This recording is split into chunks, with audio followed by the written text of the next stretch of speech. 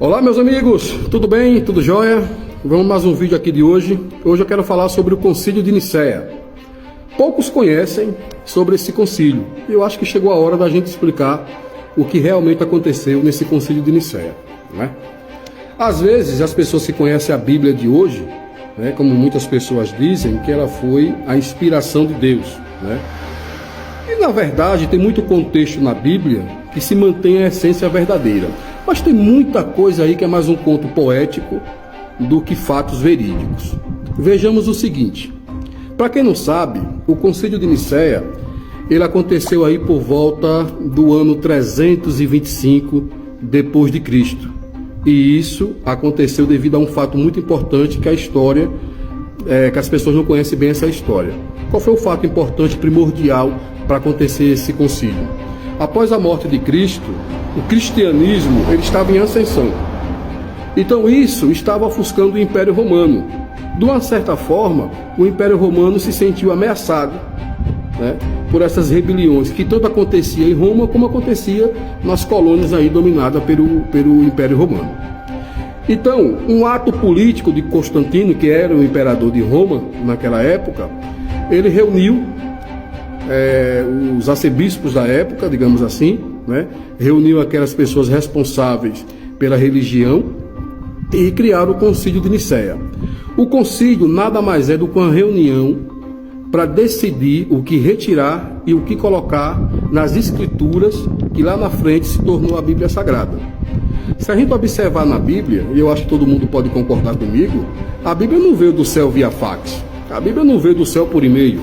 Então, tudo que está ali na Bíblia é uma tradução, né? É uma tradução imposta por aqueles que achavam que era certo ou errado. Como eu falei agora há pouco, existe uma essência verdadeira que a gente não pode negar, né? Vamos colocar aí que 20%, 30% da Bíblia tem uma essência verdadeira realmente, né? E tem outros significados que em outros vídeos aí a gente pode comentar. Mas como hoje o vídeo é sobre o Concílio de Nicéia, então vamos falar sobre esse tema especificamente.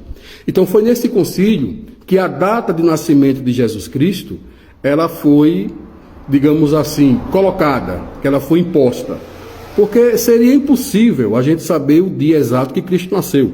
Então o concílio precisava de uma data específica. Então criou a data no dia 25 de dezembro. E também a data da Páscoa também foi criada nesse concílio. Porque às vezes a gente vê esses atos aí da Bíblia, a gente vê essas coisas que acontecem diariamente na vida da gente, no cotidiano, como Natal, como Páscoa. Então essas datas, elas não foram colocadas na Bíblia por inspiração divina. Essa data foi criada nesse Concílio de Nicéia. Da mesma forma que vários evangelhos, né, como o de Maria Madalena, como o de Filipe, não foi colocado também na Bíblia, nos escritos que hoje se tornou a Bíblia. Então é muito coerente a gente ver que muitos fatos, muita história contada, se você ler a Bíblia de uma forma inteligente, você vai observar que muitos fatos não batem, as informações não coincidem. Coincidiam na época, para pensamento daquela geração que ali constituíram esse concílio, né? Mas hoje ela não se firma mais. Então, nascimento de Cristo, a Páscoa, os evangelhos que aí foi colocado, foi retirado, como eu falei agora, de Maria Madalena, de Filipe, o livro de Enoque, que na minha opinião é um dos livros mais fabulosos que existe. Ele não foi colocado nesses escritos para que pudesse se tornar a Bíblia que é hoje. Então muita coisa nesse concílio foi colocado tanto para agradar o cristianismo que estava em ascensão e também como agradar também ao Império Romano. Aí você vai me perguntar, mas esse concílio realmente aconteceu? Claro, evidentemente que aconteceu. Tem registros lá em Roma que mostra que tudo isso foi verídico e isso que aconteceu. Agora, como a gente explicar isso para umas pessoas que já foram alimentadas com aquela ideia de que tudo que está no texto sagrado da Bíblia é verdade? Então é impossível a gente chegar lá e tentar mudar esse pensamento das pessoas. Mas que as pessoas têm que conhecer, no mínimo, um pouco da verdade, porque não tem como a gente, hoje, vivendo a era que estamos vivendo, uma era tecnológica, uma era que tudo pode ser explicado através da ciência, através de provas concretas, a gente acreditar que meia dúzia aí de anciões né, que se titulava o dono da verdade, colocar isso nos seus textos, né, que se tornaria a Bíblia mais tarde, e a gente achar que tudo isso foi inspiração divina, que tudo isso foi um passo primordial da divindade para que podemos seguir a Bíblia. Como eu falei, eu não quero dizer que a Bíblia é falsa, jamais, né? Existem muitos fatos, muitos relatos que são verdadeiros e a ciência até hoje tenta provar isso. Mas, em outros vídeos, eu vou trazer aqui, na verdade, o que significa a Bíblia Sagrada. Qual a verdadeira origem da Bíblia, para que ela se tornou um dos livros, aliás, o livro mais vendido de toda a história da humanidade, né? Então, o concílio, pessoal, nada mais é do que isso, né? Então, era o que eles achavam na época, o que era propício a colocar naquele momento da história, né? Então, a gente não pode levar em consideração tudo isso como se fosse a verdade primogênita, né? Então não tem como a gente mais, nessa época que estamos vivendo, acreditar nesses fatos aí. Mas como foi, como diz aquele ditado, eu acho que foi Joseph Stalin, né, aquele ditador russo, que disse que uma mentira contada várias vezes, ela se torna verdade. Então a gente nasce, cresce ouvindo aquilo ali e acaba se tornando uma verdade que fica na mente humana e é difícil retirar isso, não é verdade? Então, como eu falei, o calendário, se a gente observar, nessa época aí, a data de Cristo foi dia 25 de dezembro, né? E nós sabemos também que o calendário grego-romano, né, era o calendário que foi criado por Roma, e até em homenagem a isso teve o mês de julho, que eu acho que foi um mês em homenagem ao imperador Júlio César, o mês de agosto ao imperador Augusto, e por aí vai.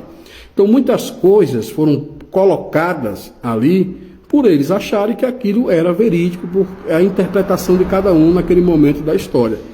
Então a gente não pode jamais ter a convicção de que tudo que está ali, tudo foi posto ali, é uma inspiração divina, né? Então chega um momento da nossa história, como qualquer civilização que avança o tempo, que vai criando as suas tecnologias, que vai observando todos os fatos que vem acontecendo, tudo isso, então seria uma forma... Deixa eu ver uma palavra certa para dizer, viu, gente? Eu acho que seria aí uma forma ingênua da gente achar de que tudo que está ali escrito é verídico, né? E muitos fatos aí também sobre esse concílio aí que aconteceu, que a partir da concretização desse concílio, né? Então Roma se solidificou numa só religião, que foi o cristianismo, né? E daí para frente você conhece toda a história, que aí foi passado um pedaço ali de terra para o Vaticano, para criar a primeira igreja de Pedro, que foi o primeiro Papa, e daí veio os Papas, veio aquela história toda e chegou até hoje nos tempos atuais. Então, pessoal, não esqueçam disso. É muito importante a gente saber um pouco da verdade.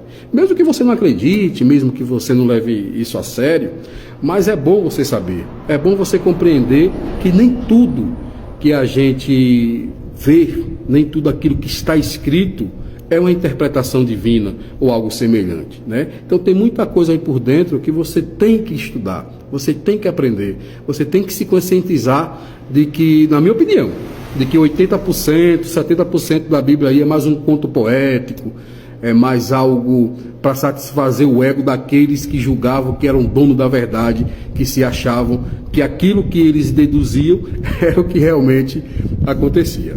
Tá bom, pessoal? Então eu volto aí depois com outros vídeos, falando de outros temas aí. Espero que vocês gostem. Qualquer coisa, estou por aqui, manda mensagem e a gente bate aquele velho papo aí para tentar tirar essas pulgas aí atrás da orelha, tá bom? Valeu, pessoal. Até o próximo vídeo. Tchau, tchau.